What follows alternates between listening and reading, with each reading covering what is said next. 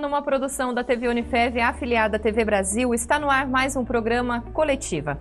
E você sabia que o Brasil, ele lidera o ranking de países com maior incidência de descargas elétricas no mundo? Os famosos raios, né?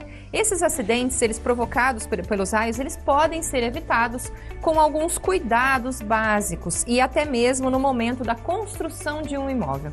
Então, sobre isso, a gente conversa hoje com o engenheiro eletricista Gabriel Bifaroni, que também é presidente da Cearvo. Gabriel, seja muito bem-vindo e obrigada aqui pela sua presença. Imagina, Fabiola. Obrigado pelo convite, né? Claro, é uma honra estar aqui novamente, coletiva. Com certeza. Obrigado. A Cearvo, que é uma parceira representante aí dos arquitetos, engenheiros e agrônomos da nossa região, não é isso, Gabriel? A região de Votuporanga compreende em 16 cidades, né? Então a gente representa todas essas microcidades em volta de Votuporanga, da região. Legal, legal. A Cearvo, o Gabriel está à frente da Cearvo, já vai completar 3 anos, né? Vamos completar já? É meu 3º ano. Que bacana, Gabriel. E o Gabriel, então, está aqui como engenheiro eletricista também, e aí vamos focar no nosso tema, Gabriel, que são os raios, né? E a pergunta básica, por que temos tantos registros de raios no Brasil? Para começar, o Brasil, a posição geográfica dele é o que influencia isso na incidência de raios, e por ser um país tropical, né? O país tropical é um país quente, onde tem muitas tempestades, né? Quando acontecem as chuvas. Então, isso é o maior fator, né? A posição geográfica e por ser ter clima tropical. Ah, entendi. E como a gente explica esse fenômeno? Como se dá o raio? Como se diz, o raio é um fenômeno da natureza, né? Então a gente não controla ele apenas acontece, né? E como se dá isso? Quando tem as tempestades, as nuvens estão carregadas com gotas de água, né, gotículas de água, e lá a temperatura é fria. Então ela começa a condensar e fica pequenos granizos. Esses granizos ele entram em atrito, né? No ar mesmo? No ar, dentro da nuvem mesmo, né? Entra em atrito e começa a gerar cargas elétricas, né? E aí na base da nuvem fica a carga elétrica negativa. Tá. Então aí vai acumulando carga elétrica, carga elétrica, carga elétrica. E o que acontece? O ar, né? Tem a nuvem, o ar e o solo. O ar ele serve como um isolador, né? Ele que segura o raio para o raio não acontecer. Só que chega uma hora que tem tanta carga elétrica negativa que o ar ele se rompe, ele abre um canal, né, invisível, e o raio passa por ele. E aí toda carga elétrica negativa, ela precisa de um ponto positivo, né? Então ela procura o solo, geralmente é o ponto positivo. Então aí que acontecem as cargas elétricas. Que ela descarrega ali essa energia. E aí foi aquilo que você comentou. Como o Brasil é um país muito úmido, esse fator acaba influenciando bastante. Acaba influenciando. E aí, onde ele encontra, né, ele desce e aí acaba acontecendo, né, às vezes até o pior. E qual é a diferença, Gabriel, do raio, relâmpago e trovão, né? Que muita gente confunde, cada um fala de um jeito. Quais são as diferenças? É até curioso, engraçado. A gente aprende talvez isso na escola, só que não leva a sério e passa, né, enfim. Então, o raio é a descarga elétrica de alta intensidade, né, gerado por essas partículas aí, de carga negativa, carga positiva. O relâmpago, basicamente, assim, a grosso modo, é o clarão, né? Então, aquele clarão é o relâmpago, né, da ação, né, de todas as partículas. E o trovão é o som. Mas o som do trovão, na verdade, o som do raio, a hora que o ar se rompe, aquele é o som do trovão. Então eles acontecem juntos. Essencialmente juntos. É uma cadeia, é uma sequência. Outro, isso. Entendi. Então, é que como talvez a velocidade do som e da luz são mais rápidos um que o outro, talvez você escuta e já aconteceu. Né? Aquela famosa coisa, caiu um raio. Não, mas ele já havia caído. Sim, entendi. Então, quer dizer, acontece primeiro o trovão, depois a luz, e aí é o momento do raio. Então, você escuta, vamos supor que caiu na sua casa, aquele barulho do raio, né, caiu, fez aquele estrondo. Aquilo não é o trovão. É lá em cima, na hora que o ar se rompe, aquilo é o trovão, tá? Entendi. Pronto, então. Tá explicado. E qual é a época, Gabriel, mais frequente desses registros? Geralmente é no verão, né? No verão que o clima fica mais quente, mais úmido, né? E começa a acontecer mais chuvas e tempestades. Então, geralmente, é no verão mesmo que acontecem a maior incidência, né, de descargas elétricas. Nessa mudança de clima também, de repente entre outono, inverno, também acontece bastante? A gente vê quando fica um período muito, muito seco, né, muito tempo, aí vem a chuva, né, e geralmente a gente espera uma tempestade. A gente fala assim, nossa, lá vem a chuva, né? E geralmente acontece algumas descargas. É verdade que esses registros eles tendem a aumentar com o passar dos anos? Quer dizer, antigamente eram menos raios e agora a gente tem mais? É assim? Vamos dizer que é quase que um mito, né? Não é que a incidência é maior. É que a cidade está aumentando, então a gente tem mais torres, né, de rádio, de TV, torres de transmissão de energia elétrica, temos mais prédios, né? E eles são os captores naturais, né, que a gente se dá na da engenharia ali. Então, aí a gente acaba percebendo mais porque esses pontos acabam recebendo, né, uma descarga. Mas não que aconteçam mais. É que talvez esse raio poderia ser um raio, né, uma descarga elétrica, ele pode percorrer até 5 km na horizontal. Entendeu? Sério? Então dá 5 km. Caramba, então ele pode provocar algum estrago ali em 5 quilômetros ainda? Não, ele anda 5 km. Então pode ser aqui em Votuporanga, vamos supor que eu moro em Américo. De lá para cá tem 5 km. Ele pode dar em Américo e cair aqui em Votuporanga, andando na vertical, descendo na vertical. Desculpa, na horizontal. E é possível perceber isso? Você pode ver, mas é quando você olha no horizonte, você não tem noção, né, de quão distância é aquilo, né? Entendi. Mas então geralmente é assim. Entendi. Tá? Um estudo feito pelo Instituto Nacional de Pesquisas Espaciais, o INPE, aponta que o Brasil, né, ocupa a 7ª posição no ranking global de mortes provocadas pelo fenômeno do raio, né? É possível, Gabriel, reduzir esse número de raios? Além, é claro, nós vamos falar aqui dos cuidados e prevenção, né? Mas é possível reduzir a incidência de raios no Brasil? Como o raio é um fenômeno natural, né? Um fenômeno atmosférico, não tem como a gente controlá-lo, né? Como a chuva, a tempestade, tornado, a gente não controla fenômeno dessa grandeza. Tá. Mas tem como a gente tentar direcioná-los de uma forma segura, tá? Então, talvez assim, como seria isso? As torres de transmissão, vamos supor, a torre de rádio, ela tem um para-raio lá em cima. Então, para que, se caso caia um raio, né, na ponta da torre, para que não danifique toda a estrutura, porque ela tem equipamentos caríssimos, né, eletrônicos. Então, a gente faz um sistema de SPDA, né, um projeto, Sistema contra Proteção de Descargas Atmosféricas. Tá. E a gente direciona de forma segura, capta o raio, faz a descida dele e dispersa ele no solo. Entendi. Então, o para-raio, o sentido dele é esse. Ele pega toda essa energia para ele, vamos dizer assim. Com certeza. De maneira bem tranquila. E aí ele vai... Dissipar no solo. Dissipar no solo. É assim que funciona. Para garantir então. a proteção, né? Tá. Mas as mudanças climáticas, elas não têm interferência nisso? Não, tem sim. Acaba sendo consequência do homem, né? Sim, né? preocupação. Uma preocupação. Mas tem incidência sim. Tá. Essa mudança de temperatura brusca, a temperatura baixa para, né, uma temperatura mais elevada, isso tudo pode influenciar. Entendi. Então, também é uma outra situação importante aí para o meio ambiente, né? Para a gente pensar nisso também, né? Com certeza. Quais as chances, Gabriel, de uma pessoa ser atingida por um raio? Eu estou andando ali na rua e tal, quais as chances de eu ser atingida por um raio? A chance é mínima. Né? É mínima, então? É mínimo. Apesar desse grande número de mortes que a gente sabe que tem, então, mas é mínimo. É que assim, você está falando de uma forma direta. Tá. Então, eu estou andando na rua, o raio cai na minha cabeça, né? Deus me livre e guarde. Mas como se diz, na maioria das vezes as pessoas são atingidas de forma indireta. Tá. Então, por exemplo, estou andando na rua, vou ficar debaixo de uma árvore. Sim. Né? A árvore que vai atrair esse raio. E, consequentemente, a pessoa vai acabar morrendo, né, por atingida essa descarga. por essa descarga. Tô em um campo, a torre recebe essa descarga, tô perto de um poste de energia elétrica, né? E ele recebe essa descarga e acaba sendo conduzido até mim. Entendi. Então, é mais, assim, outros fatores. Entendi, que trazem a descarga para mim, às vezes não é de forma direta. Não. Acontece, né?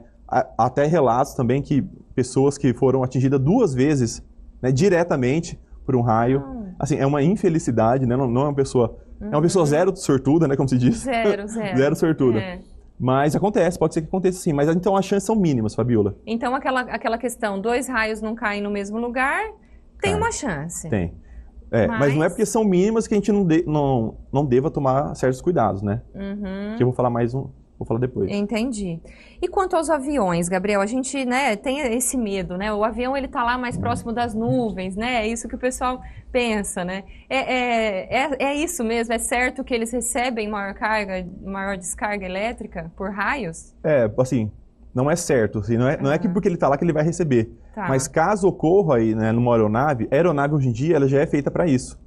para receber essa descarga, né, e ser dissipado. Então, geralmente, recebe na carcaça, na fuselagem, e esse raio é dissipado pelas asas. Ah, sim. Então, quer dizer, quem está lá dentro passa numa boa, nem percebe. Tem até um método que chama gaiola de Faraday, né? Sim. E quem está dentro dessa gaiola não é atingido. Então, a voltagem lá dentro é zero. Então, toda essa carga, ela circula em volta do avião e é dissipada. E aí não acontece nada com quem está lá dentro. É possível explicar a gaiola de Faraday de maneira simples? Simples. Para quem não entende nada? Basicamente tipo assim, tipo você. Ele é sinal mesmo de celular. Às vezes você está num prédio, né? O celular não funciona. Não está sem sinal. Por quê? Porque todo esse aço, esse material ao redor, né, desse prédio, ele faz com que uma gaiola se forme e esse sinal não adentre lá dentro, né? Então, às vezes, o sinal do celular no subsolo de um prédio é mais baixo. Por quê? Por causa da gaiola toda, por causa desse metal. Fechada ali. Toda fechada. No elevador, né? Muito comum. Sim, né? no elevador é uma gaiola, o carro também é uma gaiola. Então, qualquer objeto metálico fechado acaba sendo uma gaiola. Mas aí abrir um pouquinho o vidro, já muda? Não, vamos dizer que já muda, mas não é recomendável. Né? Assim, é como o raio, ele é uma descarga atmosférica que ele varia, né? Não tem como você medir a intensidade de um raio. Então, o mais recomendável é que deixe tudo fechado. Entendi. Você falou de intensidade, então realmente tem níveis de gravidade desse raio? Assim como uma chuva, né, terremoto, tem níveis, né? Tem níveis de descarga, porque às vezes se cai em uma pessoa e ela sobrevive, possa ser que essa descarga seja um pouco baixa, né? E também, assim, cerca de 98% da carga, né, dessa potência aí do raio, ele é dissipado no clarão dele. Porque ele desce, né? Ele rompe o ar e ele dissipa, ele gera calor nisso tudo. E esse calor tudo, ele dissipa 98% da carga dele. E mesmo assim, o que cai, acaba acontecendo grandes estragos, às vezes mortes, né? Então, para você ver o quão grande, o quão potente que é um raio. Legal, Gabriel. Agora vamos então para as dicas práticas, né, de riscos e prevenção, que é o que o pessoal de casa deve estar se perguntando, né? Mas e agora? Já entendi a gravidade do raio, mas se eu estiver na rua ou na zona rural, quais as recomendações na hora de um temporal, Gabriel? Em que momento perceber que aquele temporal pode trazer raios? Também é possível? É difícil, né? A gente perceber, assim, ainda mais na correria do dia a dia, né? Muitas pessoas também ficam no celular, né? As pessoas mal olham para o céu hoje em dia, né? Ficam olhando para baixo, então dificilmente a pessoa vai perceber isso. Mas se você vê que o tempo fechou, tá? Tem aquele tempo escuro, não só o tempo escuro, tá? Qualquer chuva, qualquer mudança de temperatura, já é possível ter um raio. Mas é nas tempestades que a incidência é maior. Tá. Então, se caso aconteça isso, procure logo um abrigo, entre dentro, assim, de uma casa, de um supermercado, de um carro. Não fique na rua, né? Não fique debaixo de árvores, não fique próximo a postes, porque tudo isso pode ser... Eles competem, né, para ver quem que vai receber a carga. E você, como é o menor, você não vai acabar recebendo isso. Foi aquilo que você falou, estruturas mais altas, elas podem atrair. Isso. E aí traz isso para você, né? Tem a tendência... Tudo de forma indireta. Então, sempre procure um abrigo em época de chuva. Você está no campo, né? O mais recomendável... eu tô num sítio, tô andando no sítio. Aconteceu uma tempestade. Agache, né? Pode até parecer engraçado, mas agache, coloque os pés juntos e espere a tempestade passar.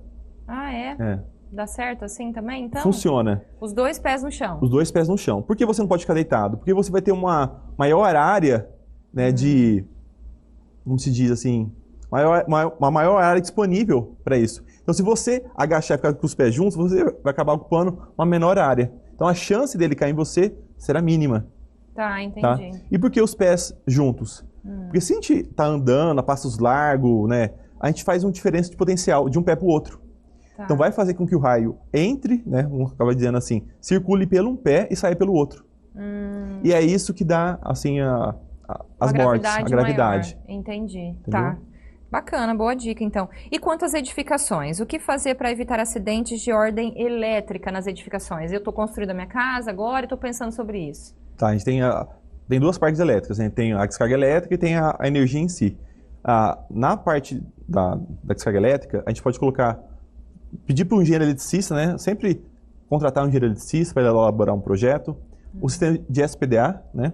Que é o Sistema de Proteção contra a Descarga Atmosférica, que ele vai induzir o raio, caso caia no seu imóvel, ele se dissipe na terra. Tá. Então, esse é um ponto. DPS, que é dispositivo contra surtos. É tipo como se fosse um disjuntor. A gente coloca lá no quadro, dentro da casa. Se caso caia uma descarga na rede elétrica, esse DPS vai identificar que tem uma mudança, uma anomalia, e ele vai dissipar também, ele vai fazer com que, tentar dissipar esse raio no solo. Então, tudo é dissipação de raio, é dissipação de energia. Tá. Dimensionamento de quadro, né? Contrato de um engenheiro para saber, é uma cozinha, que cabo que eu vou usar, que disjuntor que eu uso, um chuveiro. Então, essas são as medidas básicas, assim, para a gente poder ter uma casa segura. E fica essa dica da importância de um engenheiro, de um profissional. Porque tudo que você falou, só um profissional que vai saber, né, orientar aí o morador, né? Com certeza, né? A gente estuda para isso, então acho nada mais justo que nós, autoridades nisso, para poder estar, né, fazendo... Bacana, bacana. E aí é aquele negócio, às vezes o barato sai caro, né? Porque às vezes a pessoa ali não quer economizar, não contrata um profissional, faz de qualquer jeito e depois perde coisas dentro da casa, enfim, né, Gabriel? Outros acidentes aí. No caso de queda de árvores em rede elétrica, que a gente percebe bastante, né, em momentos de grandes temporais, quais as recomendações aos pedestres? O que fazer além de ligar para o bombeiro? Ligar para o bombeiro, né? Poderia ser a segunda etapa. A primeira, afaste-se. Né? Tá. Muitas pessoas às vezes ficam curiosas em querer ver aquilo, né? Pra gente ter uma noção. A alta tensão da rua, né? Aquele cabo lá em cima do poste, na parte superior, ele tem 13.800 volts. Agora a tomada de casa tem 127 ou 220. Então, de 127 para 13 mil, para a gente perceber a gravidade da situação. Às vezes você leva um choque em casa, né? Já machuca, acontece alguma coisa. Isso porque é no máximo 220 volts. Agora você imagina 13.800 volts, né, atuando sobre você. Então, assim, é uma morte quase que instantânea, né? Assim, E o que vai acontecer? Como o nosso corpo ele é formado mais de 80% de água, a energia vai procurar água no nosso corpo, nos nossos órgãos, e vai começar a aquecer a gente de dentro para fora, como se fosse um micro-ondas. Esse é o efeito, então. A gente começa a pegar fogo de dentro para fora. Então, assim, é uma coisa horrível, né? Então, você viu alguma anomalia desse tipo em algum poste, afaste-se, chame os bombeiros, né? E a companhia de energia, claro, da cidade, que eles saibam o que fazem. Em caso de tempestade, eu estiver dentro do carro, eu estou protegida, então? Que você tinha comentado sobre isso, que procurar um veículo talvez seja uma das opções. É a melhor orientação? É a melhor. Tá. A gente volta naquele assunto que o veículo acaba sendo uma gaiola, né? Então, se por um acaso, por evento, uma dica, tem uma tempestade, fecha o vidro, não deixa o braço para fora, a cabeça, né, algumas pessoas deixam. Então, feche o vidro, fique dentro do carro, continue dirigindo ou pare o carro e não entre em contato com a lataria, o mais importante. Então, coloque a mão no volante, continue dirigindo, mas evite colocar o braço na lataria do carro. E caso a descarga ocorra, ela vai circular pela superfície do carro. Que é a questão da gaiola que a gente estava comentando. Da gaiola. E vai ser eliminado pelos pneus. Embora o pneu seja de borracha, né, um isolante, né, a descarga do raio é tão alta que o pneu não vai fazer diferença. E é até bom que esse raio dissipe, né? Para que elimine do carro. Então, fechar os vidros em momento de tempestade. Importante dica essa também. Para a gente não ter, assim, colocar um braço para fora, uma cabeça, alguma coisa do tipo. Tá. Outra situação também de risco é quando esse carro ele tem algum acidente com postes, né? Que você bate no poste. E aí, qual que é a recomendação? A recomendação é a mesma. São todos eletricidade, é tudo energia, eletricidade. Então, fique no carro, né? Evite contato com a lataria, a porta, no teto, alguma coisa do tipo, e ligue para o bombeiro, né? Tem casos, assim, na maioria dos casos, as pessoas tentam sair.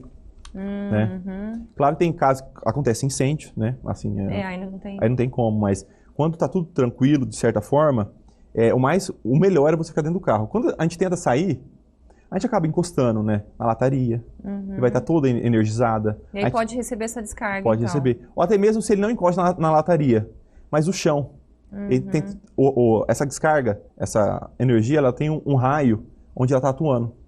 Então, se eu pisar no chão, eu vou acabar sofrendo uma descarga elétrica. E até é importante a orientação, porque às vezes as pessoas tentam ajudar o motorista, né? E aí pega na porta, abrir essa porta. Então a recomendação é mantenha a distância do veículo e peça ajuda, né? Com certeza. A gente vê alguns vídeos aí na internet, né, de pessoas tentando ajudar, né? Tem assim um bom coração, mas infelizmente para essa parte não dá certo, né?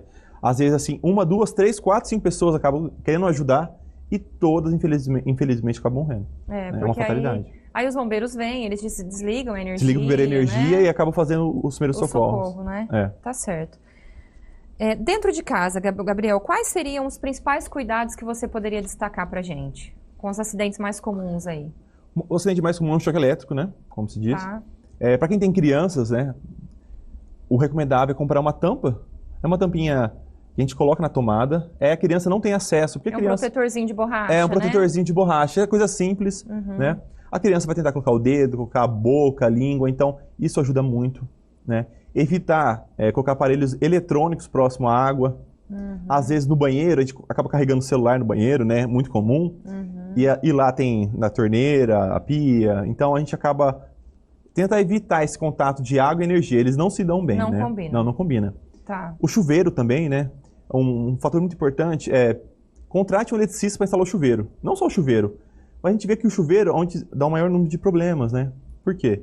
A pessoa acaba instalando o chuveiro de forma errada, né? Não tem um certo aperto. Uhum. Aí quando vai usar ele em sua potência máxima, que é o inverno, ele acaba se movimentando os cabos, acaba gerando aquecimento. E aí a gente sente aquele cheiro de queimado, cai o disjuntor, aquela coisa toda, né? Tá. E nada mais que a gente está no banheiro, né? Descalço, com água e energia. Então, Super assim, perigoso. não combina. Tá. Tá? Agora, usar equipamentos elétricos durante tempestades, né? Outra dúvida que o pessoal tem bastante. Atrai raios para minha casa? Não, ele não atrai. Tá. Mas o que acontece? Por exemplo, eu posso usar o celular em casa? Pode. Uhum. O celular não estando conectado na rede. Porque o que atrai... Não Que é no cabo de bateria, você fala, no né? cabo. Tá. E assim, se acontecer um surto na rede elétrica externa, ele vai circular por todo o cabo da sua casa, né? Todos os circuitos. Então, a gente tem que evitar esse contato. Entendi. Né? Então, eu posso... Então, se eu estiver assistindo a televisão, posso assistir televisão? Posso. Agora, vamos supor que a minha casa cai um raio na rede e a televisão acaba sendo danificada. Ela foi danificada porque caiu um raio na rede. Não porque ela estava ligada. Não porque ela estava ligada. Tá? Tá, entendi. Então essa questão de tirar os aparelhos da tomada durante a tempestade, ajuda? Ajuda. Na verdade, não é que ajuda, né? Ajuda sim. É uma proteção, uma segurança, né? Uhum. Porque se está conectado a tomada, está ligado à rede e está suscetível, né, àquele queime. Então, eu em casa, né, começa a chover, eu vou lá e tiro o micro-ondas, tiro a televisão, tudo que dá, né, que eu consigo, eu vou lá e tiro. Até talvez o Wi-Fi acaba tirando. Entendi. Então o fato de estar ligado ou não interfere, é mais a questão da tomada mesmo, né? Dela estar na rede, né? É mais estar na rede e você tentar evitar que ele queime, né? Alguma coisa ocorra com o equipamento. Tá, e essa questão do celular também é bem importante, né? O pessoal fica muito tempo, né, com o celular, mexendo no celular à noite, conectado na rede. Mesmo fora de tempestades, é perigoso, Gabriel, hoje em dia? O ideal do celular é nunca mexer no celular carregando, né? Tá. Ele não foi projetado para isso. Né? Ele foi projetado para carregar em modo pausado, né? Ali. Então, o recomendável é carregue o celular e depois utilize. Entendi. Tá? Aqueles acidentes que acontecem, o celular tá ali parado, de repente ele explode do nada, assim. Tem acontecido isso ainda, né, Gabriel? Acontece, mas geralmente é por problema de hardware, né? Do aparelho, né? Mesmo, Não né? é questão ligada à energia. Não. É que a gente pensar, acabam tendo tantos celulares no mundo, né? Não sei quantos bilhões de celulares, e essa taxa é mínima, né? Sim. Acontece mesmo porque tem muito celular. Tá. Né? Então, assim, não é uma coisa do aparelho mesmo. Não é frequente, não é Não, tão frequente, não é frequente. né? Mas acontece. Economia de energia, a gente sabe que é uma necessidade, né? É um problema, as contas cada vez mais altas, né? Sim. Principalmente em épocas de seca e tal. Quais principais dicas você daria, Gabriel, nesse sentido, para economizar energia? O que eu faço na minha casa? Conta pra gente. O segredo. O segredo é usar, como se diz, usar o ar-condicionado de forma consciente, né? Evitar colocar o ar-condicionado a uma temperatura muito baixa. Tem gente que gosta de colocar lá o ar-condicionado do 18, né? Passar frio à noite, se cobrir, né? Quem não gosta disso, né? Mas isso acaba consumindo. Mais em Votuporanga, nessa cidade, né? Quente demais. Aumenta um pouco mais a temperatura, 23, 24, né? Você não vai passar tão frio, vai ser uma noite agradável. Feche as portas, né? Deixa o ar circular ali no seu ambiente. O ar-condicionado inverter também ajuda? Inverter também ajuda bastante, né? Porque ele controla aí a temperatura do quarto, né, de uma melhor forma. Tá. O ferro de passar é o vilão. Né? Todos os equipamentos resistivos, que têm resistências, eles são São vilões. são os piores. Aham. Churrasqueira elétrica, chuveiro, ferro de passar. Então, evite usá-los, né? Tem pessoas que até mesmo no verão, né, em pleno verão quente, acabam tomando banho com chuveiro no inverno, né? Isso, né, vai levar a sua conta a nível extremo.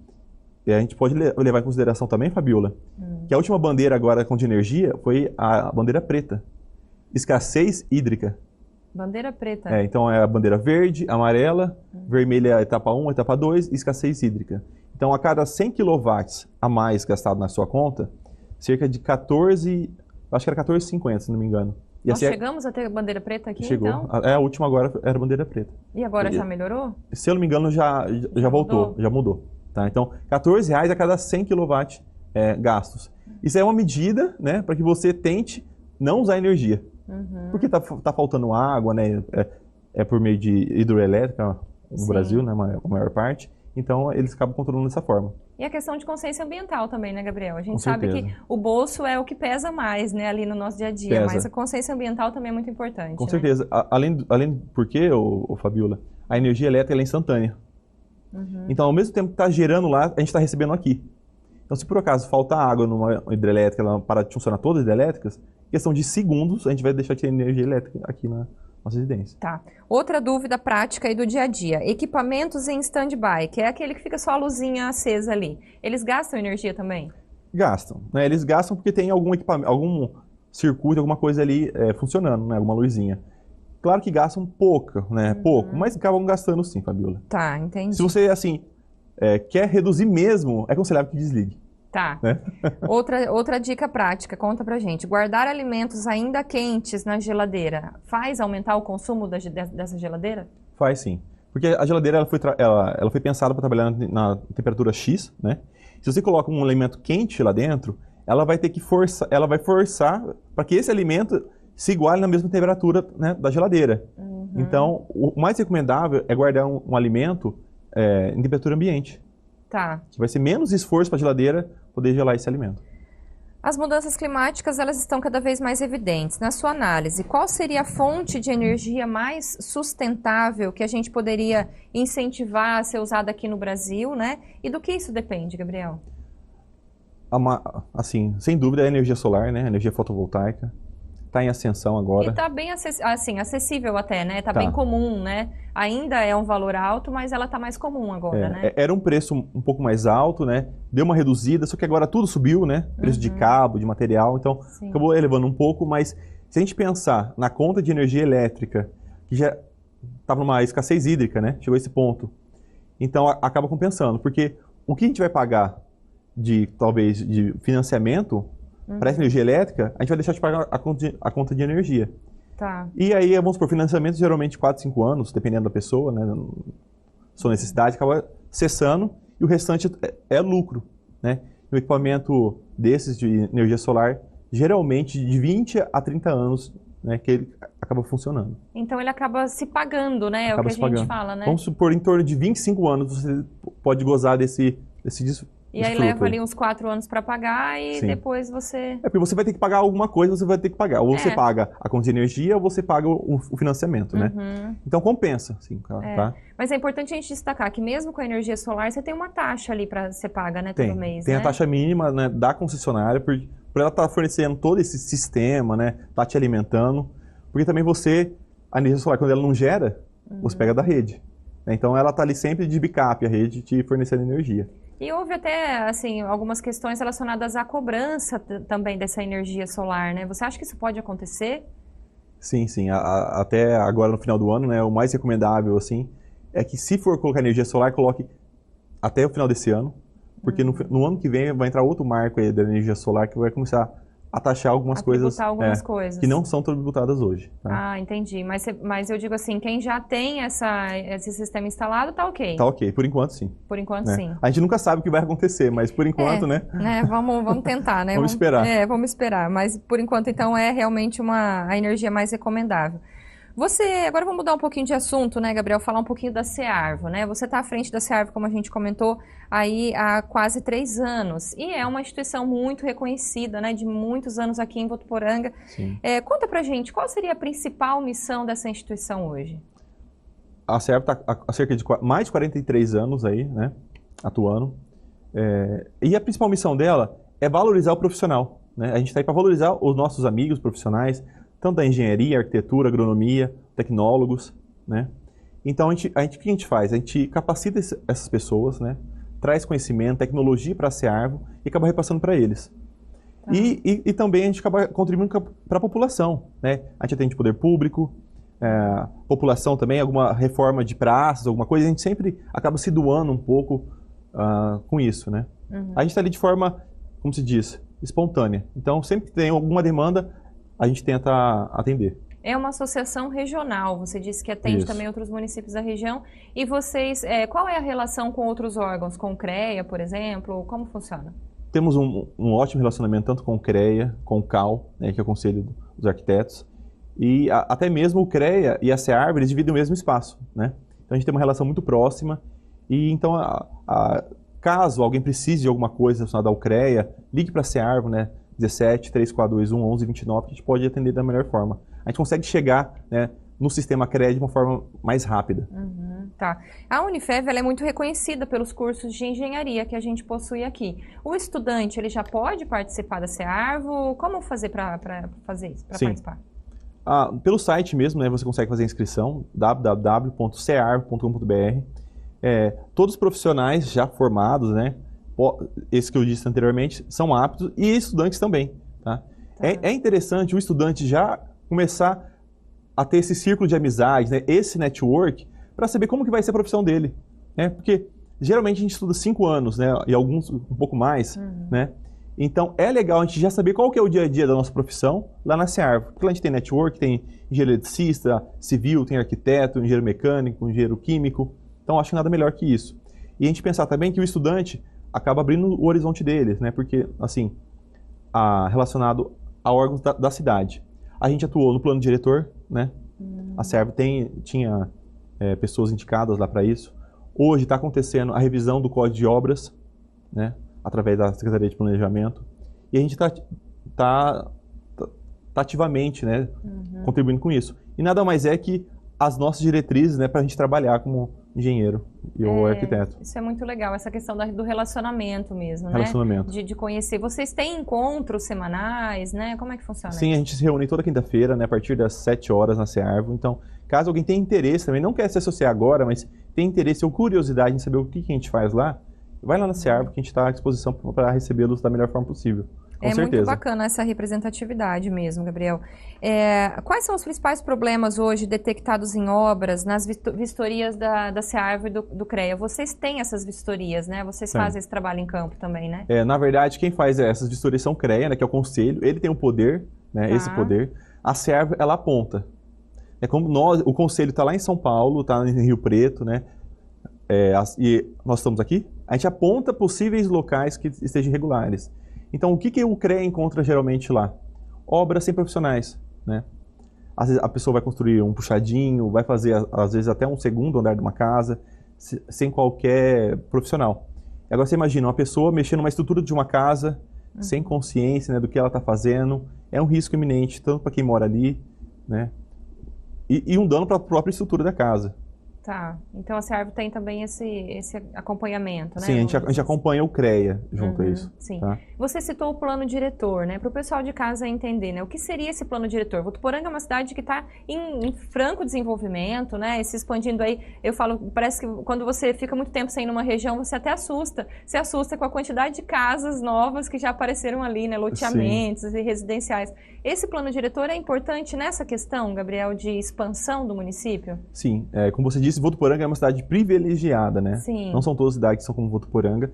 E o plano diretor, ele dita diretrizes de como a Votuporanga deve crescer, né? Tá. Então, nada mais é que uma diretriz para como Votuporanga deve crescer nos próximos anos. Entendi. Uma Seriam regra. Orientações, né? Isso. E esse plano diretor, ele fica disponível na prefeitura para consulta? Fica, no site mesmo da prefeitura está disponível, tá? E aí o Código de Obras acaba entrando como, né, um viés do plano diretor da parte de obras, propriamente dita. Então, é importante que tanto que a população participe, né, como foi aberto o plano diretor, e que os profissionais da área participem também. Então, vai ter, na SEARV, inclusive, né, lembrei agora, vai ter reunião sobre o Código de Obras. Então, você profissional ou não profissional que queira estar por dentro, saber o que vai acontecer, né, com o Código de Obras, vai lá para dar uma opinião, participar um pouco, sempre bem-vindo, né? O que seria esse Código de Obras? As diretrizes de como pode ser construído as casas na cidade. Desde uma pequena construção... Medidas, porcentagem de área permeável ou não, né? Se pode ser, determinada área pode ser um pavimento, 2 ou 3. Mas ele é alterado, esse Código de Obras, de tempos em tempos? De tempos em tempos. A última alteração foi há 10 anos atrás. Né? Eu não estava na SEARV, eu não participei, né? Mas muitas pessoas me falaram como foi isso. Então, é importante o pessoal da área, né, tá participando. E depois as pessoas reclamam, porque o pessoal gosta de reclamar um pouco, né? Assim, mas isso aí tá errado, tal, mas tá errado. Então vai lá colaborar, né? Vai lá dar a sua opinião, agora vai se expressar. É o momento, né, agora é o momento, agora é a hora, né? Como se diz. Agora é a hora de poder colaborar e indicar, né? Com certeza. Porque tem aquela coisa, o engenheiro ele vive no dia a dia, né? Algumas situações que ele pode colaborar nesse momento, então, do Código de Obras. Com certeza, agora é a hora. Legal. Essa questão do anel viário que a gente ouve dizer, né? A prefeitura está fazendo um anel viário, né? Pela cidade toda. Isso também colabora bastante com o desenvolvimento da cidade, né? A gente tem ali aquela ligação ali no Plínio Marim, na Avenida do Plínio Marim, né? Vamos dizer assim, atrás da rodoviária, que é super importante, né, Gabriel? Agora você imagina, né? Ali temos a Unifev ali. Sim, né? E você imagina abrindo esse corredor, quantas de empresas que vai acabar indo para lá, né? Assim, a cidade grande precisa disso. Né? Precisa de movimento, precisa de espaço para crescer. E Votuporanga está crescendo no caminho certo. Né? O Jorge Seba está aí, acho que está fazendo um melhor trabalho. E essa previsão, né, de anel viário, de avenidas, isso tudo também está no plano diretor, né? Tá, tudo isso está no plano diretor. Então, se às vezes, assim, eu não vou saber te falar tudo que está lá no plano diretor. Sim. Tá? Mas se alguém tiver alguma dúvida, tem como acessar ele, tá lendo todo o plano diretor. Ele é um pouco, né, extenso, assim, mas tem todas as diretrizes. E é legal que aí os próximos prefeitos também podem ter acesso a esse plano diretor, né, e seguir esse desenvolvimento, né, ordenado, né, vamos dizer assim. Com certeza. Muito legal. Gabriel, vamos falar um pouquinho então da profissão de engenharia, né? Você que é engenheiro elétrico, né, mas também tem aí contatos com todos os outros engenheiros da área, inclusive arquitetos também. A Unifev tem esses cursos aqui. Pensando nessa formação, o que você poderia orientar para o pessoal que está nos assistindo e que talvez queira, né, entrar nessa área? Quais devem ser as principais competências, né, chaves de um futuro profissional? Sim, com muito orgulho, né, tive o privilégio também de fazer engenharia aqui na Unifev, né, na primeira turma de engenharia elétrica. E o que eu falaria para os estudantes? Capacidade de liderança, né, porque geralmente o engenheiro ele é líder, né? Ele gerencia pessoas, né, em obras, né? Então ela tem que ter essa capacidade de comunicação também muito forte e tem que saber lidar com tecnologia, né? A pessoa tem que ser apta à tecnologia, não ser reclusa. O mercado está sempre, né? É uma área tecnológica, com certeza, totalmente tecnológica. Então eles têm que ir para esse viés, né, de comunicação, porque na área da engenharia também a gente trabalha muito exatas, né? Assim, a gente mal escreve, né, textos, a gente acaba só fazendo conta. Tem que estudar muito, né? Tem que estudar muito, então a gente tem que praticar o boca a boca, né, o falar, né, falar bem, então eu acho que isso é muito importante. Um profissional bem completo, com certeza. Né?